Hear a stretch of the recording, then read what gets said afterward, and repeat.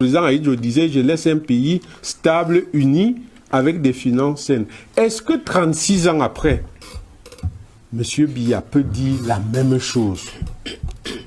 On vous a souvent vu dans des lieux où on prie. Ça veut dire que quelque part, même en étant politicien, vous pensez quand même qu'on peut dire un peu de vérité de temps en temps. Il serait anormal que 36 ans après, ils disent la même chose. Il devrait dire davantage, normalement, puisque la vocation d'un pays, c'est d'aller, c'est d'améliorer le progrès la même chose, de la c'est ça que population. vous voulez. Qu'est-ce qui s'est passé depuis 36 ans? On est passé des vieilles 405 qu'on achetait aux autorités de la République au fameux V8 avec lequel vous allez en Gomzap sans sentir les secousses. Ce qui s'est passé, c'est qu'on a eu un président de la République qui, au lieu d'aller en vacances à Kribi ou à, je sais pas, à Bafoussam dans les palais de la présidentielle ou à Berthois, c'est empêtré, c'est allé s'emmitoufler à Genève. À des milliards. Voilà ce qui s'est passé. Au lieu de construire les dispensaires, on a payé les vacances du chef de l'État et de sa famille à Genève. Ce qui s'est passé, c'est qu'au lieu de construire des hôpitaux, au lieu de construire des universités, vous avez créé des écoles sous l'arbre, sur l'arbre, sans aucun bâtiment. Vous avez amélioré votre confort au détriment de la population. Bonjour les amis, j'espère que vous allez bien, vous portez bien. Quand j'ai revu cette vidéo qui date de 2018 à l'arène, c'était le duel entre, vous avez vu, Alain Fogué, du MRC qui est en prison actuellement. On sait qu'on l'a arrêté chez lui, on sait qu'il est en prison parce que le régime a voulu le faire taire. Il était face à Grégoire Ouna. Et ce qu'il a dit à Grégoire Ouna, on le ressent jusqu'à aujourd'hui. D'ailleurs, j'ai compris pourquoi il était arrêté. Il dit à Grégoire Ouna que, en tout cas on va analyser, en 82, quand Ahidjo laisse ce pays à Paul Biya, il laisse un pays prospère. Un pays qui doit avancer. Et il demande 36 ans, parce qu'on est en 2018, il dit 36 ans après, est-ce que Paul Biya peut dire que s'il quitte le pouvoir, parce que jusqu'à présent il n'a pas quitté, si Paul Biya quitte le pouvoir, est-ce qu'il pourra dire comme Ahidjo qu'il laisse un pays beau, on va dire comme ça, ou un pays qui avance? Grégoire Ouna lui répond en disant, il n'est pas obligé de le dire, il ne doit même pas le dire, parce que il veut dire que l'époque d'Ahidjo, ce n'est pas l'époque d'aujourd'hui. Donc, trouver un alibi. Mais à vrai dire, Paul Biya a quand même resté longtemps au pouvoir. Quand tu restes 44 ans au pouvoir, c'est sûr que tu dois laisser un pays qui marche. Mais est-ce que Paul Biya peut dire qu'il peut laisser un pays qui marche? D'ailleurs, il le pique en lui disant, tu vas à l'église, non? Je te vois dans les églises tout le temps. Et essaie au moins une fois de dire la vérité. Comme quoi, c'est pas parce qu'on va à l'église qu'on dit la vérité. D'ailleurs, j'ai vu un reportage qui montrait un homme d'église qui est parti voir on appelle marabout parce qu'il voulait un porte-monnaie magique. Pour vous faire comprendre, j'ai encore fait une vidéo récemment où je montrais comment dans une église, on faisait, il y avait des chambres de passe derrière. Donc, il y a des gens qui partent à l'église, mais on ne peut pas chercher le même Dieu. Voilà. Donc, Grégoire, on a pu aller à l'église, mais le Dieu qu'ils cherchent n'est pas le Dieu que nous on pense. Parce qu'il y en a qui vont pour le, voilà, ils ont le Dieu qui part chercher là-bas. Et donc, Alain Fogué lui demande ça. Pour une fois, dis la vérité. Pour une fois de ta vie, dis la vérité. Qu'est-ce que le président Paul Biya laissera au Camerounais quand il partira? Est-ce qu'il utilisera le même discours qu'Ahidjo a utilisé en 82? Pas capable de répondre. D'ailleurs, il ne peut pas le dire parce que, à vrai dire, aujourd'hui, le Cameroun a tous les problèmes. Corruption, pas de salaire payé, détournement d'argent, crise sur crise, pas d'infrastructure, pas de, tous les problèmes. On est bloqué, on n'avance plus. Et le plus pire, et c'est quand même plus intéressant dans la vidéo, c'est qu'il dit Paul Biya a lâché les Camerounais. C'est-à-dire que d'aller faire des vacances à Bafoussam, que d'aller faire des vacances à Kribi, que d'aller faire des vacances à Idéa. Au pire, moi je vais m'en rajouter. Que d'aller faire des vacances au Sénégal, en Côte d'Ivoire, au Congo, en Centrafrique, au Tchad, au Nigeria, j'ajoute même l'Afrique. Paul Biya a décidé d'aller faire des vacances à Genève. Oh, que ça nous parle aujourd'hui. Que ça me parle aujourd'hui, Seigneur. Que cela me parle encore aujourd'hui. C'est comme c'est un mot qui m'a parlé dans mon... D'ailleurs, c'est pour ça que je fais la vidéo. J'ai dit que cette parole me parle aujourd'hui. Parce que 8 ans après avoir prononcé cette parole, Alain Fogué, professeur Alain Fogué, tu viens encore, tu es en prison. 8 ans après avoir prononcé cette parole dans une plateau de télévision devant Grégoire Ouna, on est resté pareil. On est resté pareil. Rien n'a changé. Absolument rien n'a changé. Paul Biya a tout décidé d'aller faire ses séjours privés en Suisse. Dépenser des milliards de francs CFA. quand le pays manque de tout. Et vous savez, ce qui est abominable dans ça, et ce qui est détestant, c'est que quand tu vois la façon dont l'État camerounais fonctionne, il le dit. À l'époque d'Aïdio, on avait les petites voitures là. Petites voitures comme aujourd'hui, vous avez les V8. C'est-à-dire les voitures qui sont costaudes comme ça. C'est-à-dire quand vous prenez la route pour aller dans vos villages, vous voyez un peu la boue, la route gâtée. Voilà. Vous ne ressentez pas parce qu'il y a les amortisseurs, ça amortit le choc. Vous êtes bien. Dans des grosses berlines climatisées, souvent accompagnées d'une délégation. Vous êtes bien. Vous ne ressentez pas ce que le peuple vit. D'ailleurs, c'est ce que vous avez fait. Vous avez conforté votre vie pour être bien dans le luxe. Conforté. Donc, quand vous serez au village, à Yaoundé ou partout, vous êtes dans votre luxe, dans vos concombres à vous, pendant que 95% de la population sont dans la misère parce qu'il manque d'hôpitaux. Il a dit, il n'y a pas de dispensaire, il n'y a pas de route. Les gens meurent partout. Les cris, les pleurs des Camerounais tous les jours, on en voit de tous les jours. D'ailleurs, Valsero, avec son peuple populaire, tout le temps, on montre des images. On voit comment les Camerounais misèrent. On voit comment les Camerounais pleurent. On voit comment ça ne va pas tous les jours. Tout le monde veut pleurer. Tout le monde veut pleurer derrière Valsero. Tous les jours. Il n'est pas le seul. Nous on reçoit quelques messages à nos petits niveaux. Mais non, on va faire quoi? On n'a rien.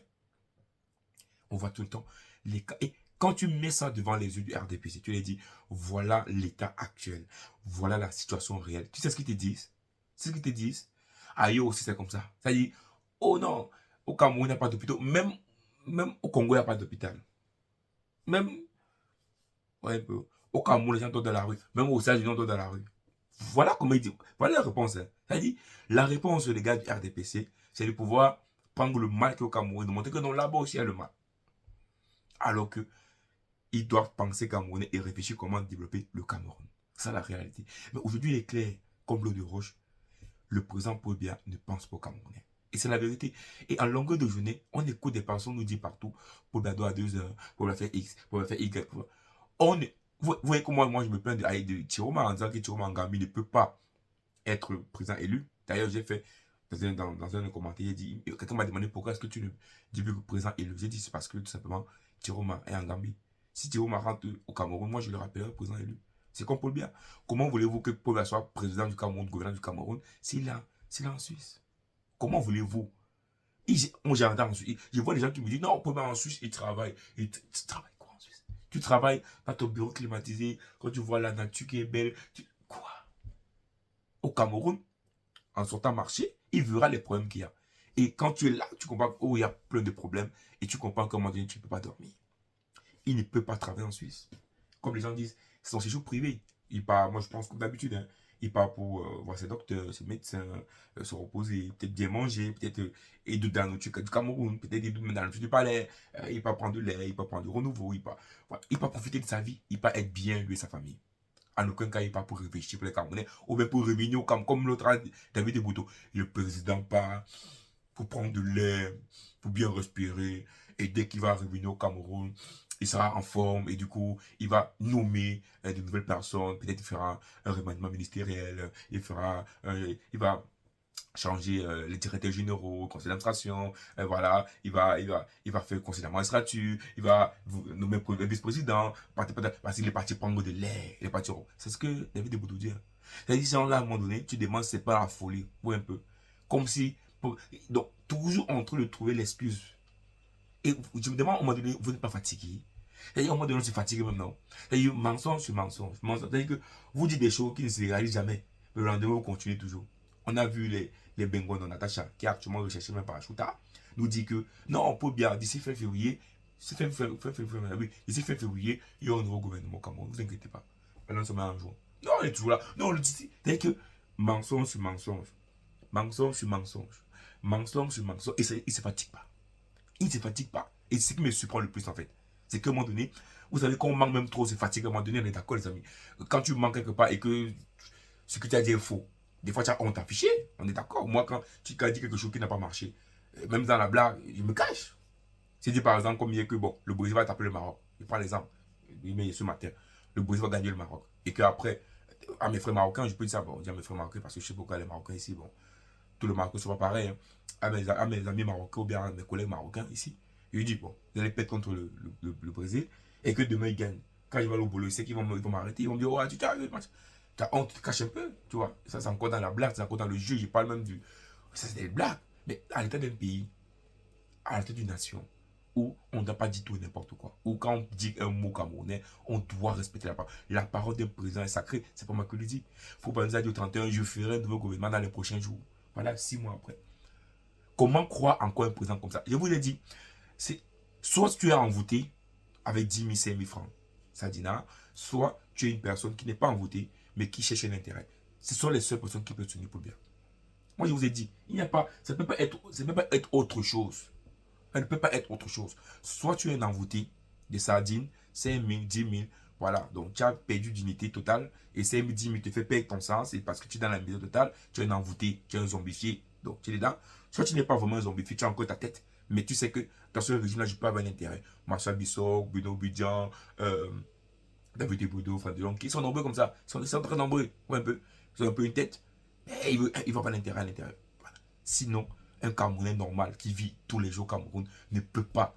Quoi? Tu vois les coupes de lumière, accident de la route. En fait, ta vie quotidienne au Cameroun, tu ne peux pas soutenir le premier RDPC. C'est impossible. C'est pas possible. Si on me dit que c'est possible, vraiment, je serais de. C'est pas possible. Pour gagner une vie normale au Cameroun, une vie normale. Non, il ne peut pas soutenir le RDPC. C'est impossible. Je vous le dis, c'est impossible. C'est impossible. Parce que les gens sont dans une misère totale. C'est-à-dire que ça a gangréné tout le pays. À l'échelle de tout le pays, en fait. Vous voyez un peu. Et donc, Alain Foguet, dans la petite capsule, là, 1 minute 27, nous dit, voilà, pour bien lui, pour faire cette décision en Suisse, il peut faire embourgeoiser les hauts fonctionnaires, dans les V8, dans les grosses voitures, ils sont bien. Ils ne ressentent pas la misère comme tout le monde. D'ailleurs, ce même gars, on nous avait dit c'est un jour qu'au Cameroun, on peut vivre normalement avec 41 000. 41 000, 30, non, c'est 36 500. Il avait dit, au Cameroun, oui, on peut vivre avec 36 500. Étant en veste, une veste qui coûte peut-être 100, 200 000, tranquille. Il nous dit ça comme ça. Voilà. Vous voulez quoi? Quand une personne normale se met dans le patelin, vous dit qu'on peut vivre avec 36 500 au Cameroun, vous pensez réellement que cette personne veut votre bien? Non, nous ne trompons pas. Quand une personne se met dans un patelin, un ministre vous dit qu'au Cameroun, on peut vivre avec 36 500. Cette personne-là, vous croyez encore à sa parole? Vous allez encore croire à sa parole? Non, les amis, je vous ai dit, le RDPC, c'est un parti politique qui ne peut pas être soutenu par le Camerounais. Lambda. C'est pas possible. Paul Biya nous a abandonnés depuis longtemps. Depuis toujours. Il nous a abandonnés. Jusqu'à présent, il nous a abandonnés. Mais ça passera. Je vous ai dit, tout finit par passer. Le Cameroun sera. Je vous ai dit, peut-être nous, on ne verra pas ça. Peut-être. Moi, aujourd'hui, j'ai une trentaine d'années. Bon, peut-être ça peut se passer dans 40 ans même, on ne sait pas. Mais ça va changer. Toute chose finit par changer. Et il ne sera pas éternel. Certainement, ça ne sera pas éternel. Allez, Foguet, big up à toi. Courage à toi. Je sais que bientôt tu sortiras de prison. Tu as fait ton travail. Tu t'es battu comme tu pouvais. Et vous savez, l'histoire retient ça. J'ai encore vu récemment une personne qui disait, et j'ai vraiment aimé la parole là. Il disait qu'au Cameroun, on a l'habitude de dire qu'on meurt avec ce qu'on mange. C'est-à-dire, mangeons. Voilà, la vie c'est quoi? On vit, on meurt. Donc il faut profiter, il faut manger, il faut boire, il faut s'amuser. Il faut. Quelqu'un disait, à vrai dire, c'est les mots camerounais, mais ça n'a pas de sens. À vrai dire, on ne part pas avec ce qu'on mange, ni avec les vacances qu'on a fait, ou parce qu'on a. Je pense que les gens disent ça, ah non, il n'a pas profité de la vie, il est mort comme ça, machin. Non. Quelqu'un disait qu'on part avec ce qu'on laisse derrière nous. On part avec l'image, avec la mémoire qu'on laisse derrière. Et je pense que c'est ce qu'on oublie au Cameroun. Les amis, on ne part pas avec ce qu'on a mangé, ni avec l'avion qu'on a pris, les vacances qu'on a fait. C'est des conneries. Tu peux ne pas avoir tout fait ça. Tu peux avoir une vie difficile, une vie même où tu étais chez toi, tu ne faisais rien, tu as l'argent. Peut-être que tu ne profitais pas, peut-être. Mais si c'est que tu avais l'argent et que tu as l'argent-là, ta voix, tu donnais aux pauvres, aux gens. Vous voyez un peu. Tu n'as pas fait Miami, tu n'as pas fait tout ça. Tu n'as pas fait tout ça. Non. Mais tu as utilisé ton argent pour la bonne cause. Tu as fait les choses bien. Voilà ce qu'on retiendra de toi. C'est ça qu'on retiendra de toi. C'est pas profiter de la vie. Donc, il faut laisser une mémoire derrière qui compte. Et je pense que c'est le plus important. Et nous, les Camerounais, on doit savoir ça. Ce qu'on doit laisser, ce qu'on a pensé, c'est de laisser une mémoire qui, on va dire, telle personne. Parce que je vous ai dit, hein, la mémoire, c'est pas toujours obligé que c'est. J'ai dit aux gens toujours, pas besoin que c'est 1 million de personnes. C'est pas 1 million de personnes qui est obligé, non. Quand tu as seulement même des enfants d'une orphelinat, même 10 enfants qui pensent à toi en disant que ce type-ci, je lui rends hommage. Même 10 personnes, même étant où tu es là, tu as laissé une mémoire derrière. La mémoire, c'est ça. Et je vous dis, les Camerounais, voilà ce que nous, on doit faire. Libérer le Cameroun, se battre pour notre pays, c'est laisser une mémoire dont on n'oubliera jamais. Martinez Zouk, on ne va jamais l'oublier. Anissé Kané, on ne va jamais l'oublier. Je peux vous rassurer, ils sont dans les livres. Ne vous inquiétez pas. Il y aura des livres qui vont garder toute leur existence. Parce que la mémoire, c'est le plus important. Paul Biya, lui, il aura peut-être des livres. Mais on on en parlera. En tout cas, nos enfants en parlera. C'est qu'on parlera de lui. Voilà.